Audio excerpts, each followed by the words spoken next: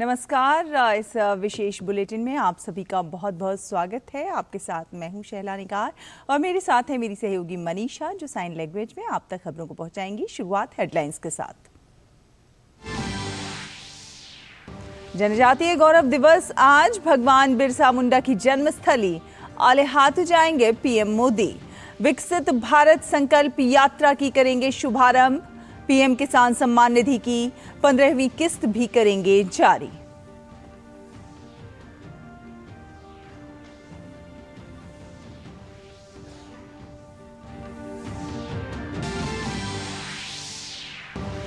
आज थम जाएगा मध्य प्रदेश और छत्तीसगढ़ में दूसरे चरण के विधानसभा चुनाव का प्रचार, तो वहीं तेलंगाना में प्रत्याशियों के लिए नाम वापसी का आज आखिरी दिन।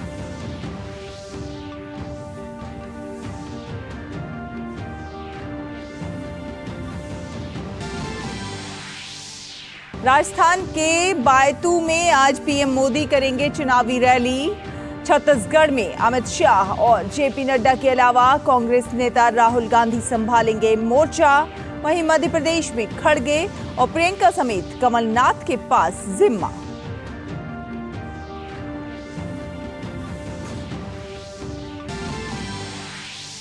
आज शुरू होगी वाणिज्यिक कोयला खदानों के लिए 8वें दौर की नीलामी। बिक्री के लिए होंगे 35 कोल ब्लॉक।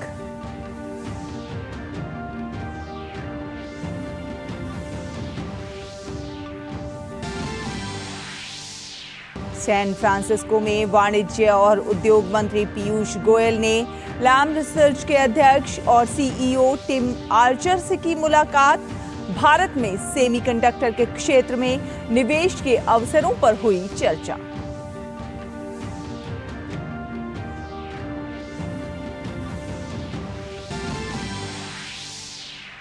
इजराइल हमास संघर्ष के बीच अल शिफा अस्पताल पर इजरायली सेना का छापा। हमास से आत्मसमर्पण करने को कहा। अमेरिका के पास भी हमास के खिलाफ सबूत मौजूद।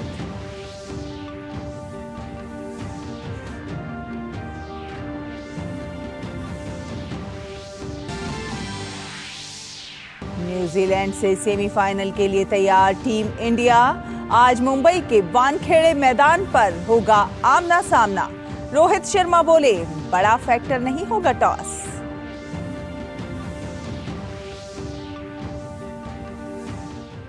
और अब खबरें देखेंगे विस्तार से। प्रधानमंत्री नरेंद्र मोदी 2 दिवसीय झारखंड दौरे के क्रम में आज रांची में भगवान बिरसा मुंडा मेमोरियल पार्क और स्वतंत्रता सेनानी संग्रहालय का दौरा करेंगे। इसके बाद वो भगवान बिरसा मुंडा की जन्मस्थली आलेहातू गांव पहुंचेंगे, जहां वो भगवान बिरसा मुंडा की प्रतिमा पर पुष्पांजलि अर्पित करेंगे। प्रधानमंत्री खूंटी में 3रे जनजातीय गौरव दिवस के उपलक्ष्य में आयोजित कार्यक्रम में हिस्सा लेंगे।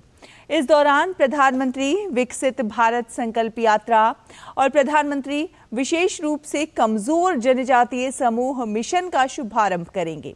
पीएम मोदी प्रधानमंत्री किसान सम्मान निधि योजना की 15वीं किस्त भी जारी करेंगे और झारखंड में कई विकास परियोजनाओं का उद्घाटन, शिलान्यास और उन्हें राष्ट्र को समर्पित करेंगे। और मध्य प्रदेश विधानसभा चुनाव के लिए मतदाताओं को वादों, दावों, जनसभाओं और आरोप प्रत्यारोप से रिझाने का आज आखिरी दिन है। आज शाम चुनाव प्रचार थम जाएगा। सभी पार्टियों के नेता आज पूरी ताकत झोंक देंगे। भारतीय जनता पार्टी की तरफ से कई वरिष्ठ नेता प्रदेश के विभिन्न जिलों में चुनावी जनसभाएं करेंगे। मुख्यमंत्री शिवराज सिंह चौहान, उत्तर प्रदेश के मुख्यमंत्री योगी आदित्यनाथ, केंद्रीय मंत्री नरेंद्र सिंह तोमर, ज्योतिरादित्य सिंधिया, स्मृति ईरानी और महाराष्ट्र के उप मुख्यमंत्री देवेंद्र फडणवीस पार्टी प्रत्याशियों के समर्थन में चुनाव प्रचार करेंगे। इसके बाद 2 दिन प्रदेश के नेता बूथ स्तर पर मतदाताओं को साधने पर जोर लगाएंगे। प्रदेश में 17 नवंबर को मतदान है।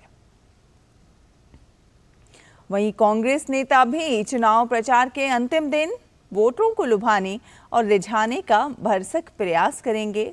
कांग्रेस के राष्ट्रीय अध्यक्ष मल्लिकार्जुन खड़गे, राष्ट्रीय महासचिव प्रियंका गांधी, पूर्व मुख्यमंत्री कमलनाथ समेत कई वरिष्ठ नेता विभिन्न विधानसभाओं में जनसभाओं को संबोधित करेंगे। छत्तीसगढ़ में 17 तारीख को 70 सीटों पर होने वाले दूसरे चरण के लिए मतदान के लिए प्रचार का आज आखिरी दिन है। लिहाजा आज सभी दलों का प्रचार अभियान पूरे चरम पर होगा। भूपेश बघेल की सरकार के खिलाफ एक तरफ जहां बीजेपी ने मोर्चा खोल रखा है, तो वहीं बघेल समेत तमाम कांग्रेस नेता लगातार उसकी काट में लगे हुए हैं। बात करें आज के प्रचार की, तो आज वरिष्ठ नेता अमित शाह बेमेतरा, जांजगीर चांपा और फिर कोरबा में जनसभा करेंगे। इसके अलावा पार्टी अध्यक्ष जेपी नड्डा पहले रायपुर में और फिर अंबिकापुर में अपनी पार्टी के प्रत्याशी के लिए प्रचार करेंगे।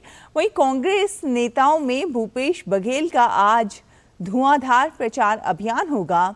इसके अलावा खुद राहुल गांधी बेमेतरा में सभा को संबोधित करने वाले हैं।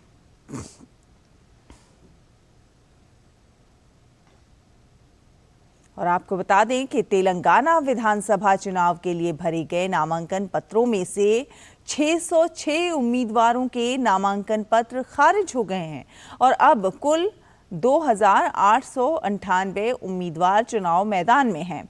119 सदस्यों वाली विधानसभा के चुनाव के लिए आज नाम वापस लेने का आखिरी तारीख है।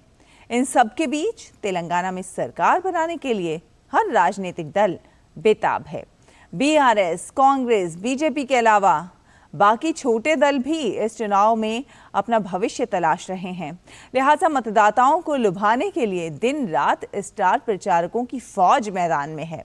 30 नवंबर को यहां मतदान होना है।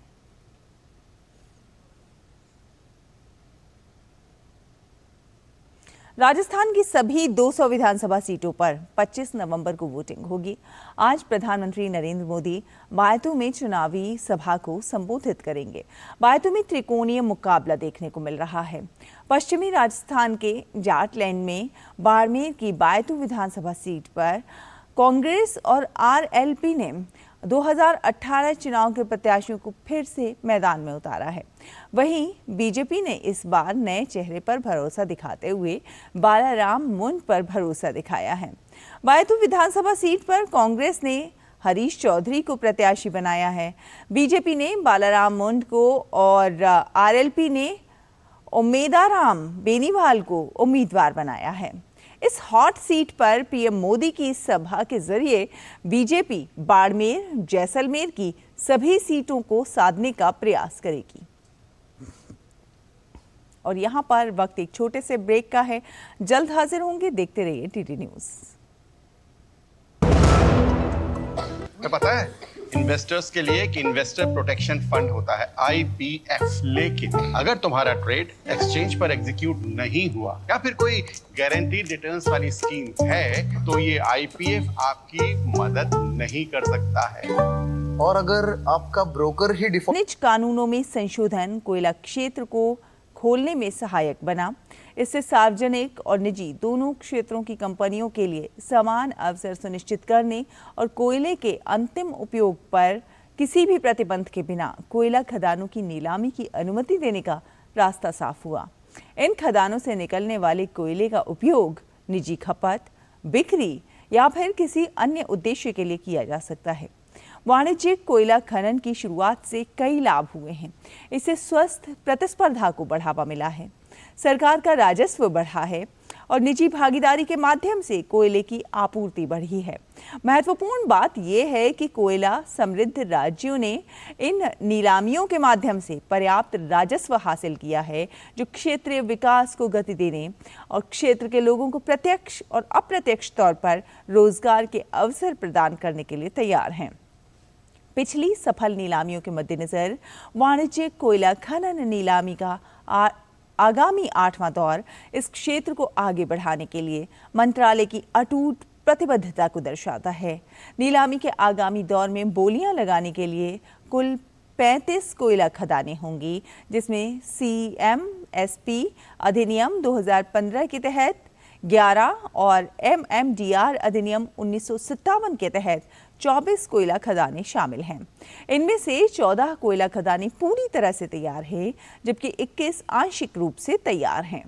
इसके अलावा वाणिज्यिक कोयले के 7वें दौर के दूसरे प्रयास के तहत 4 कोयला खदानों को बोली लगाने के लिए रखा जा रहा है, जिसमें 1 CMSP कोयला खदान और 3 MMDR कोयला खदानें शामिल हैं। अब केंद्रीय वाणिज्य एवं उद्योग मंत्री पीयूष गोयल ने ट्वीट किया है, लैम रिसर्च के अध्यक्ष और CEO टिम आर्चर से मुलाकात हुई। भारत के सेमीकंडक्टर और डीप टेक क्षेत्र में नवाचार आधारित भविष्य और निवेश के अवसरों पर भी चर्चा हुई, जिससे एक मजबूत प्रतिभा समूह का समर्थन प्राप्त है।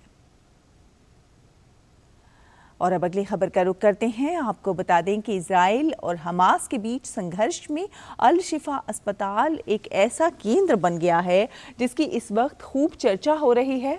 अल शिफा अस्पताल में हालात लगातार खराब होते जा रहे हैं। कल लोगों ने जब अस्पताल के बाहर निकलने की कोशिश की थी तो उनके पैरों पर गोलियां चलाई गई थीं और फिर उन्हें तड़पने के लिए छोड़ दिया गया था। इस बीच इजरायली सैनिकों ने गाजा के अल शिफा अस्पताल पर छापा मारा है और कहा है कि हमास आत्मसमर्पण कर दे। इजराइल का कहना है कि हमास ने हिंसा में 1200 लोगों को मार डाला और 240 से अधिक को बंधक बना लिया। वहीं अमेरिका ने भी इजराइल के समर्थन में कहा है कि उसके पास हमास के खिलाफ अस्पताल में कार्रवाई के सबूत मौजूद हैं। अमेरिका ने हमास के प्रमुख अधिकारियों पर भी प्रतिबंध लगा दिया है। अमेरिका और इजराइल दोनों ही चाहते हैं कि हमास का किसी भी तरीके से पूरी तरह खात्मा हो जाए। और बात करें खेलों की तो भारत और न्यूजीलैंड के बीच वनडे विश्व कप 2023 का पहला सेमीफाइनल मुकाबला आज दोपहर बाद मुंबई के वानखेड़े मैदान पर खेला जाएगा। दोनों ही टीमों के लिए ये मैच करो या मरो की स्थिति वाला होगा। जो भी टीम आज जीत दर्ज करेगी वो सीधा विश्व कप के फाइनल में प्रवेश करेगी। इससे पहले भारत ने लीग स्टेज में अपने सभी मुकाबले जीतकर इतिहास रचा और वो शान से सेमीफाइनल में पहुंची। वहीं न्यूजीलैंड ने श्रीलंका को हराकर सेमीफाइनल में जगह बनाई। इसी के साथ इस विशेष बुलेटिन में फिलहाल इतना ही। मुझे, मनीषा को और हमारी पूरी टीम को दीजिए अनुमति। नमस्कार।